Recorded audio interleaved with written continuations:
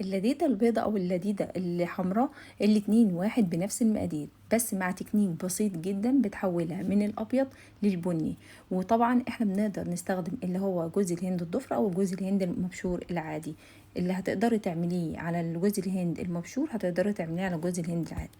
عندنا هنا نسمي الله ونصلي على سيدنا محمد ونبدأ مع بعض بطريقة اللذيذة النهاردة. هنجيب معايا 100 جرام سكر ناعم حبيبات، ومعاه ربع كوباية مية، وهحط معاهم 3/4 كوب عسل جلوكوز. العسل الجلوكوز او 150 جرام عسل جلوكوز لو عندك ميزان. والسكر 100 جرام سكر او نص كوباية سكر، ورشة ملح ليمون بسيطة اقل من ربع معلقة. بسيبهم على النار لحد ما يبقى عندي يتكون الشربات، وهبدأ كل شوية اختبر فيه بين صوابعي لحد ما يعمل معايا خيط بين الصوابع. يبقى كده انا وصلت لسوى السكر المظبوط.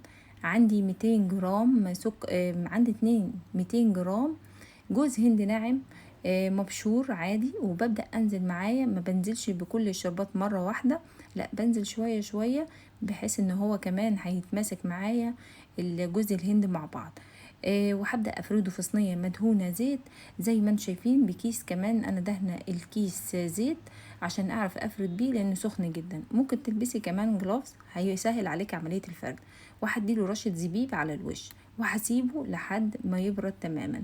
بعد كده في نفس الطاسة برضو انا جبت نفس المقدار بالظبط اللي هو نص كوباية سكر وربع كوباية مية و3/4 عسل جلوكوز ورشة ملح ليمون. بس الفرق ان انا هنا كرملت السكر الاول، يبقى انا هنا هكرمل نص كوباية السكر قبل ما احط المية. اول ما تبدأ تدخل في اللون البني هبدأ ان انا انزل بربع كوباية المية وعسل الجلوكوز. بس خلوا بالكم لا تمرر منكم، لانها الفرق بينها والسكر لو زاد سواء في الكرملة ممكن يمرر ويبوظ الوصفة كلها.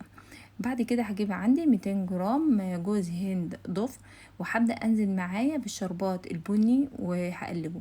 احلى طريقة ممكن تعملي بيها جوز الهند البني هي الطريقة دي، بتديكي لون روعة من غير ما تحمريه في زبدة ولا تحمريه في سمنة ولا تحمري جوز الهند. بيكون اللون موحد، مفيش حاجة في جوز الهند واخدة لون اكتر من التانية. فالطريقة كرملة السكر دي بتخليه فعلا تحفة.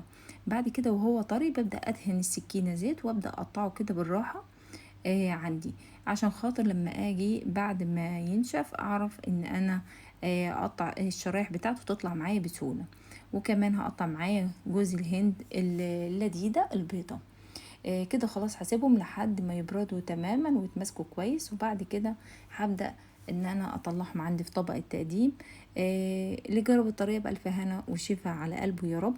ان شاء الله الطريقه تعجبكم، سهله جدا، ممكن نعملها باقل حاجه، ممكن نطبق الطريقه عليها باقل كميه من جوز الهند. لو عندك شويه جوز هند من رمضان ابدأي طلعيهم واستخدميهم واعملي بيها اللذيذه. سهله جدا وطريقتها تحفه، وهتاكلي حاجه طازه. شايفين هي لسه، يعني هي دي الشده المظبوطه للذيذه.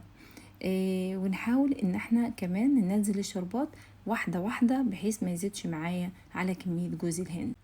لو وصلت معايا لحد هنا حط لايك وكومنتك حلو زي كده، وان شاء الله الوصفة تعجبكم وهتوحشوني. لحد الفيديو اللي جاي، مع السلامة.